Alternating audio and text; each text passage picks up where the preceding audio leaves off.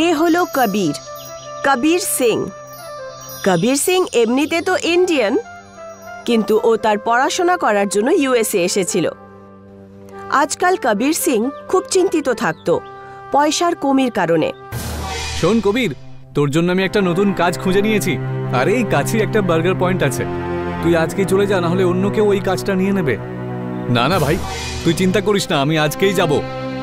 কবির burger জয়েন্টে গেল আর ও ওই জব পেয়ে গেল। আর সেই দিন থেকেই ও কাজ করা শুরু করে দিল। শুরুতে বার্গার বানানো ও জানতো না, কিন্তু এটা খুবই সহজ ছিল। ও বার্গার বানানো খুব তাড়াতাড়ি শিখে ফেলল। Your order ma'am. Thank you. Kabir Singh খুশি ছিল, কারণ ও টাকা রোজগার করছিল আর ফ্রিতে খাবারও পাচ্ছিল। আগামী কয়েকদিন কবির সিং এর খুব ভালোই কাটলো, কিন্তু তারপর ও বোর হয়ে গেল। ওই বিনা মশলাওয়ালা খাবার খাওয়া পছন্দ হচ্ছিল না একদম।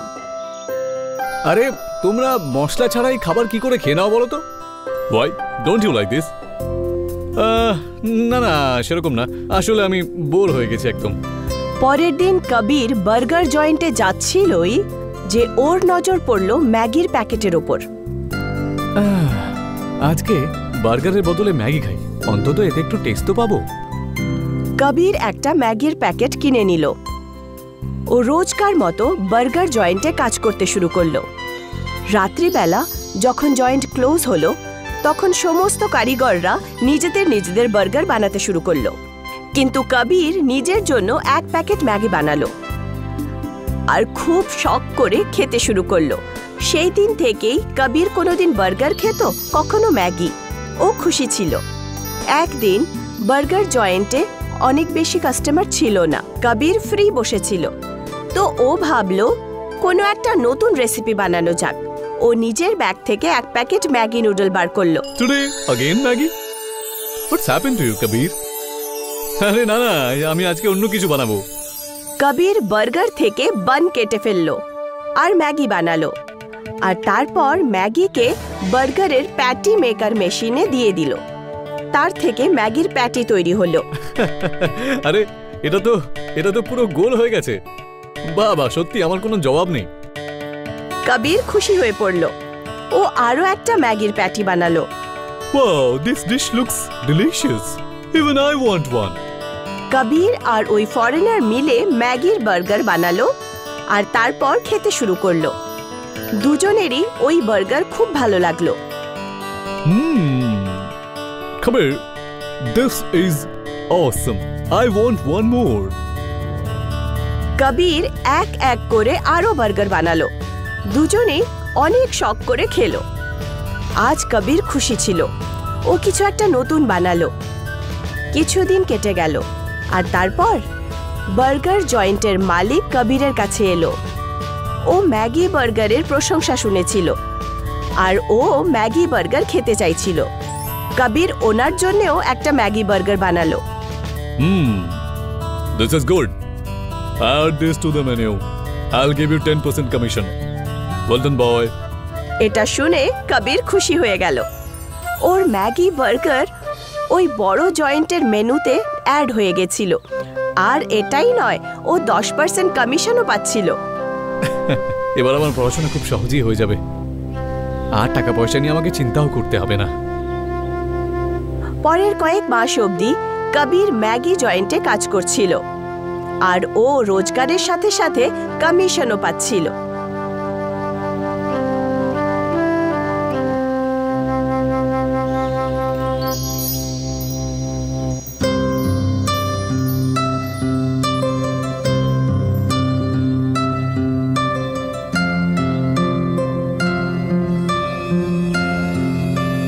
কবির এমনিতেই ভাবছিল, আরে কি হয়েছে পুত্তর, বলি কোন খেলে ডুবে রয়েছো? সেরকম কিছু নয় পাজি, কাজটা তোমার ভালোই, কিন্তু জানি না আমি কেন খুশি নই। আমি নিজস্ব কিছু করতে চাই। আরে এতে উদাস হওয়ার কি আছে, তুই নিজের একটা হোটেল খুলে নে না।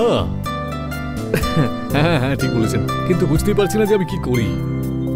এত ভালো চাকরি আর মাইনেও তো বেশ ভালো। দেখো পুত্তর, মানুষের সব সময় সেই কাজটাই করা উচিত যেটা ওর পছন্দের। হ্যাঁ পাজি, আপনি ঠিকই বলেছেন।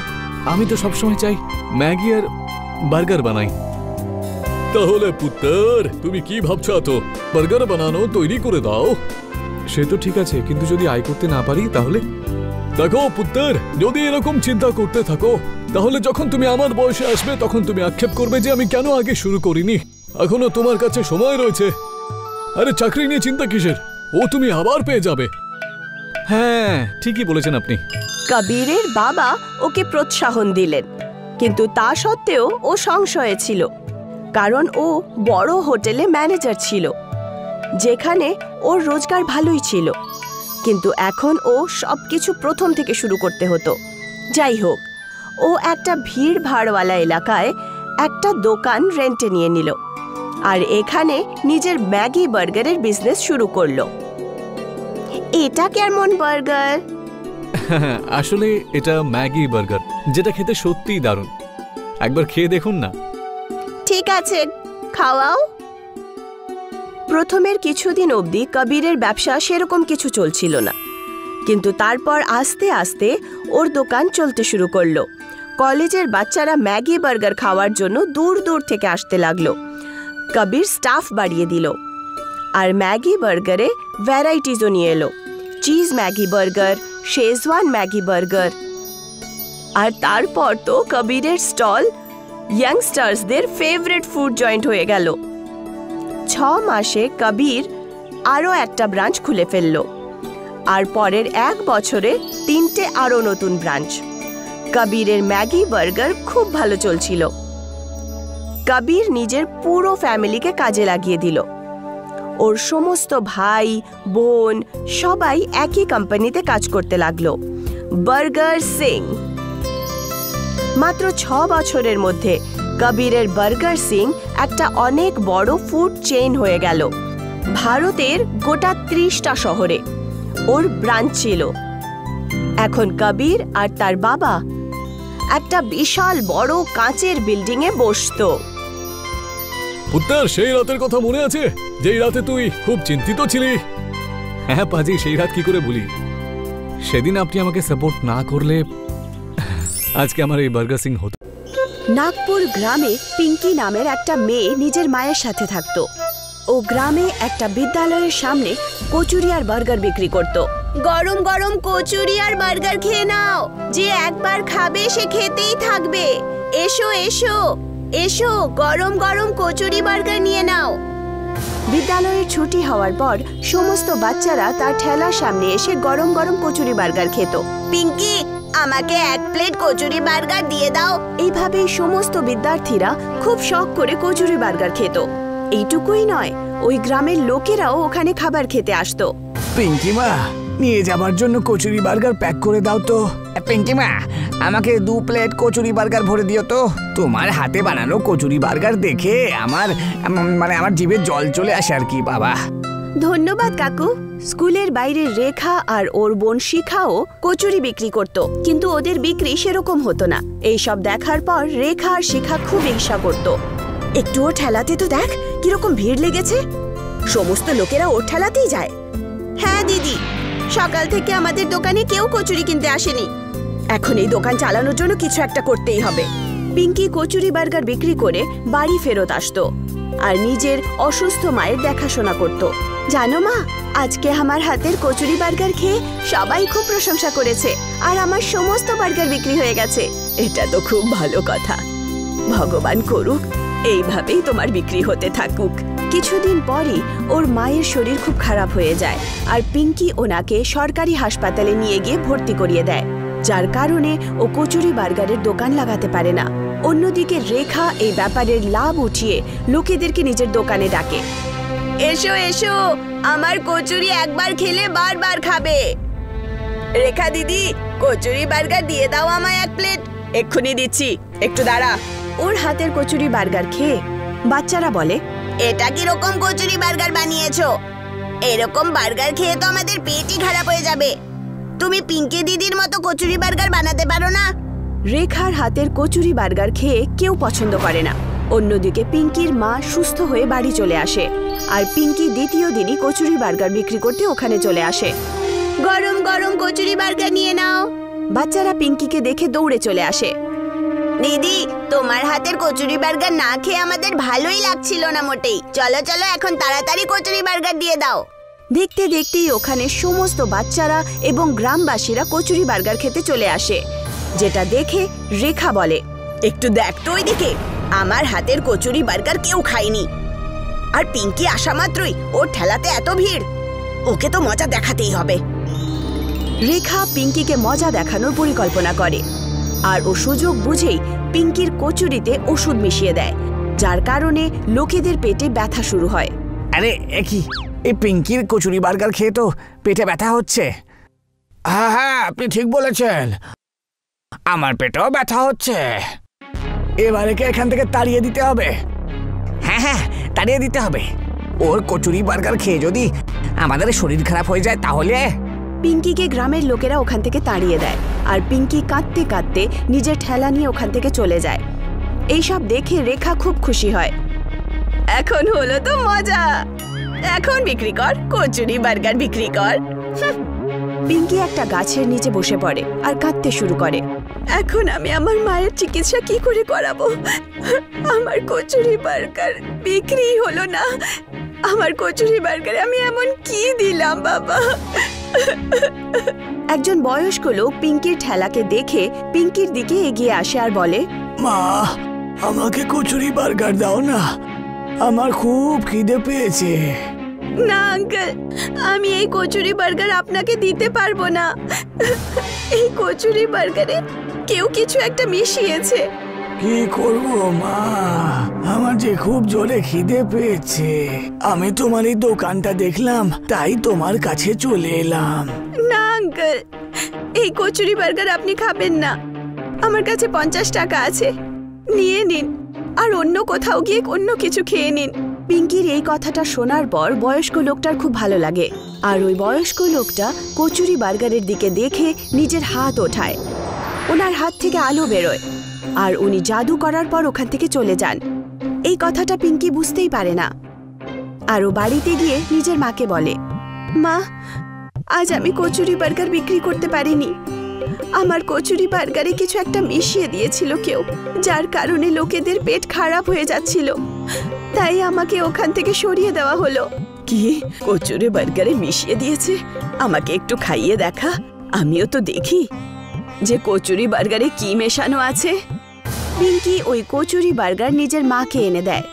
যেই মাত্র উনি কচুরি বার্গার খান, ওনার স্বাস্থ্য ঠিক হতে শুরু করে। দেখ, আমার তো কিছুই হলো না, আমার পেটেও ব্যথা হলো না আর আমার শরীরও ঠিক আছে। তাই মা, তুমি সত্যি বলছো? এই সব কিছু দেখে পিঙ্কি দ্বিতীয় দিনই কচুরি বার্গার বিক্রি করতে আবার পৌঁছে যায়। পিঙ্কি, কয়েকটা কচুরি বার্গার দিয়ে দাও তো। ঠিক আছে, এক্ষুনি দিচ্ছি। ওই লোকটা যেই মাত্র কচুরি বার্গার খান, ওনার পেটের ব্যথা ঠিক হয়ে যায় আর ওই লোকটা পিঙ্কিকে বলে, আরে এ কি পিঙ্কি মা, তোমার কচুরি বার্গার খেয়ে তো আমার পেটের ব্যথা ঠিক হয়ে গেল।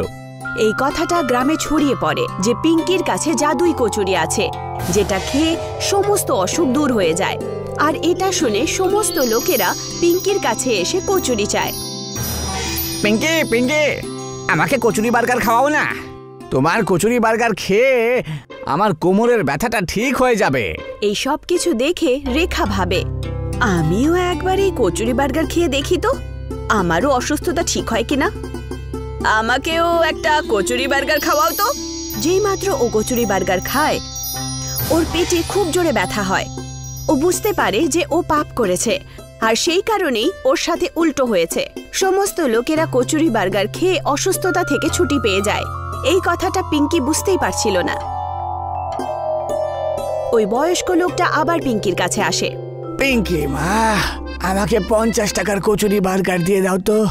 আরে আঙ্কেল, আপনি তো সেই আঙ্কেলই ওই দিন আমার কচুরি বার্গার খেতে চেয়েছিলেন না?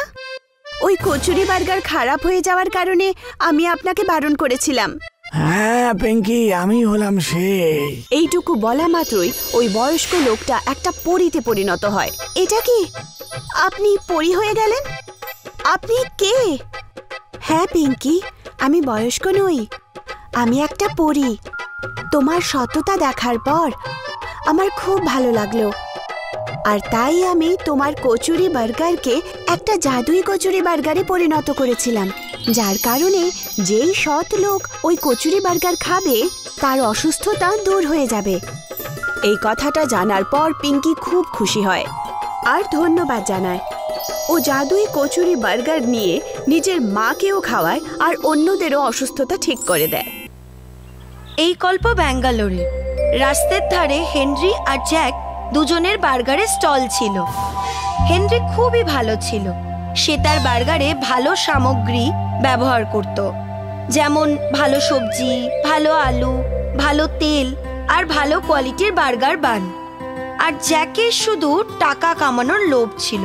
ও রাস্তার সস্তা সবজি, সস্তা তেল, পুরনো তেল ব্যবহার করত। দুজনের বার্গার 50 টাকার ছিল, কিন্তু তা সত্ত্বেও হেনরির চেয়ে জ্যাকের বার্গার বেশি বিক্রি হতো।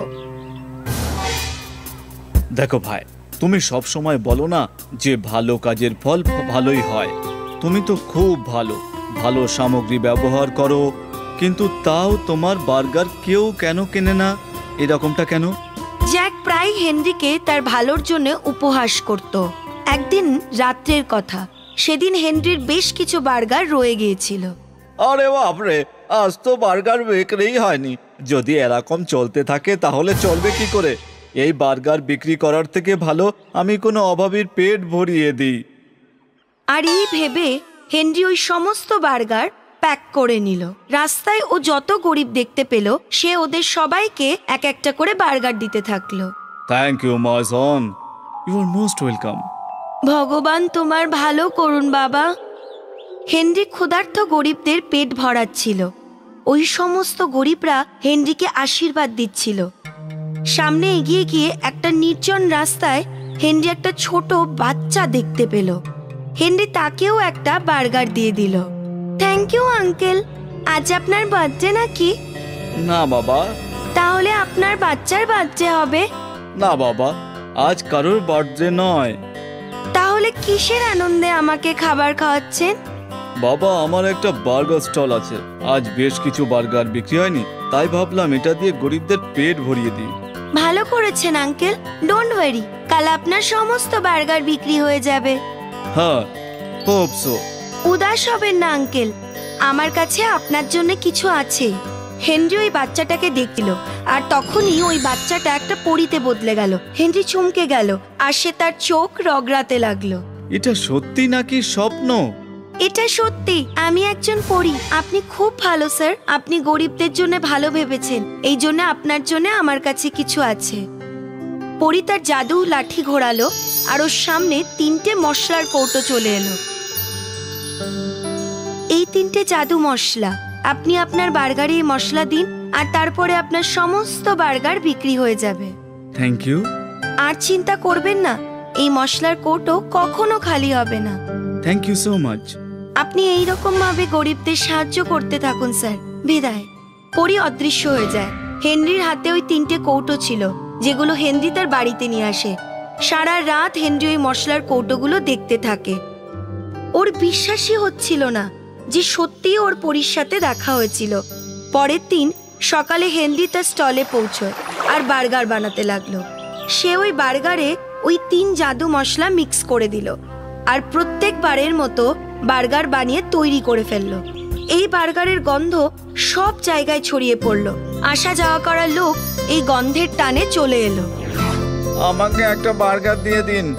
আমাকেও। আর আমাকেও। দেখতে দেখতে হেনরির স্টল ভিড় বাড়তে থাকে, আর হেনরির বানানো সমস্ত বার্গার বিক্রি হয়ে গেল। এই দেখে জ্যাক জাল বুনতে লাগলো। আরে হেনরি কি গড়বড় করে দিল? আজ সবাই এর বার্গার কেন খাচ্ছে বুঝতে পারছি না। জ্যাক চিন্তায় ছিল। পরের দিনও হেনরির সমস্ত বার্গার বিক্রি হয়ে গেল। জ্যাক গিয়ে হেনরিকে জিজ্ঞাসা করলো, কি ব্যাপার ভাই, আজকাল তোমার সমস্ত বার্গার বিক্রি হয়ে যাচ্ছে? হ্যাঁ, কারণ আমি ভালো জিনিস দিয়ে বার্গার বানিয়ে দিই, ওটা জাদু মশলা দিয়ে। জাদু মশলা? তুমি বুঝবে না। হেনরির বার্গার স্টল ভালো চলতে থাকলো, আর এটা জ্যাকের ভালো লাগছিল না। জ্যাক সমস্ত রকম ভাবে চেষ্টা করছিল, সে দাম কমিয়ে দিল, তাও লোকে হেনরির বার্গারই খেতে থাকলো। একদিন জ্যাক ভাবলো যে সে ওই জাদু মশলার ব্যাপারে জেনেই ছাড়বে।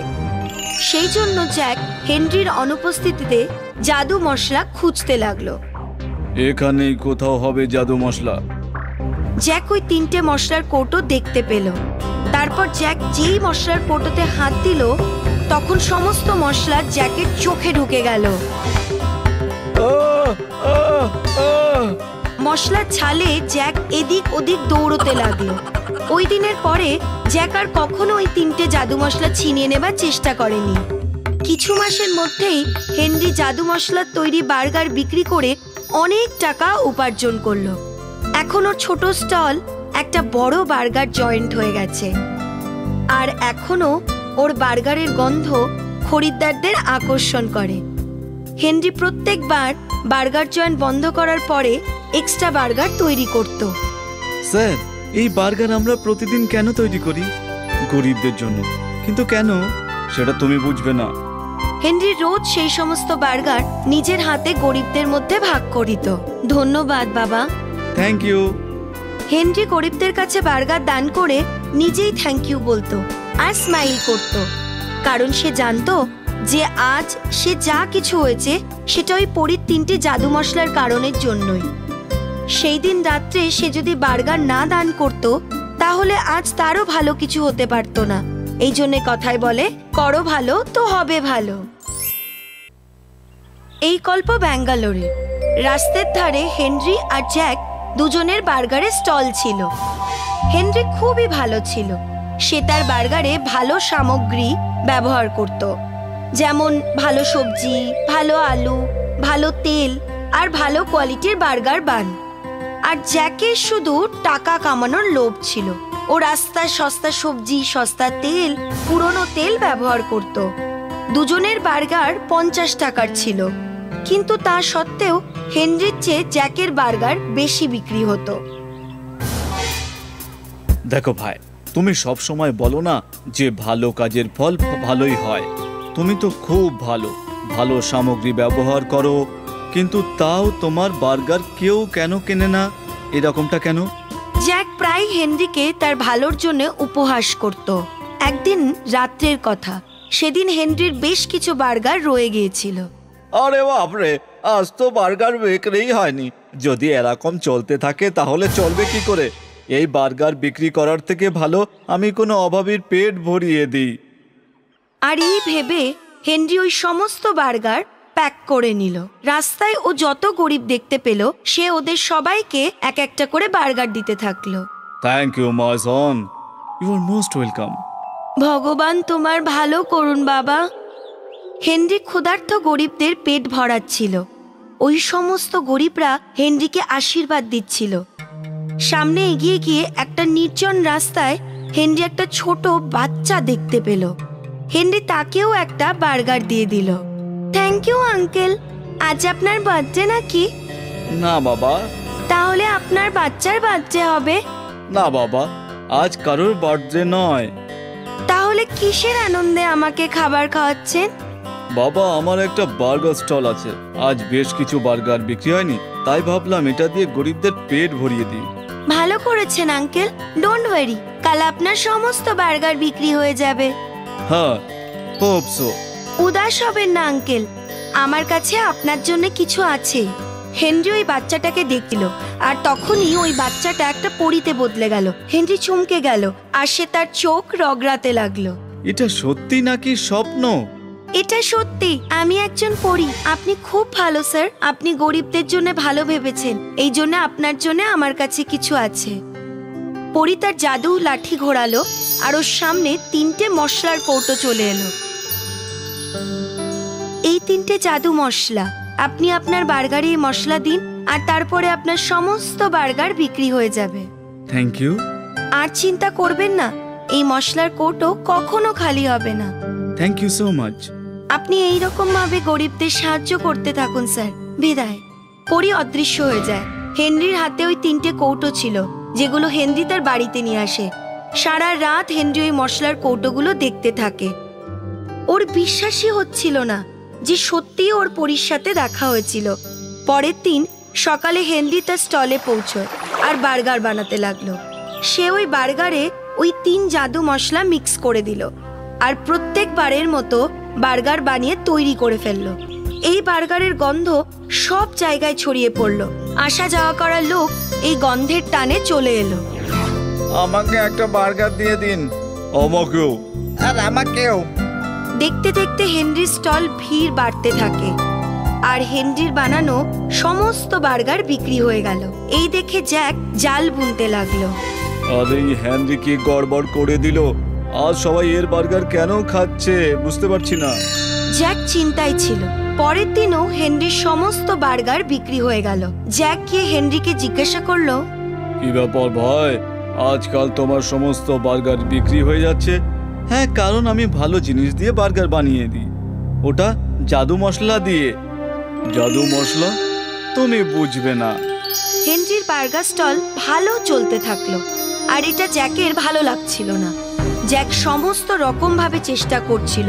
সে দাম কমিয়ে দিল, তাও লোকে হেনরির বার্গারই খেতে থাকলো। একদিন জ্যাক ভাবলো যে সে ওই জাদু মশলার ব্যাপারে জেনেই ছাড়বে। সেই জন্য জ্যাক হেনরির অনুপস্থিতিতে জাদু মশলা খুঁজতে লাগলো।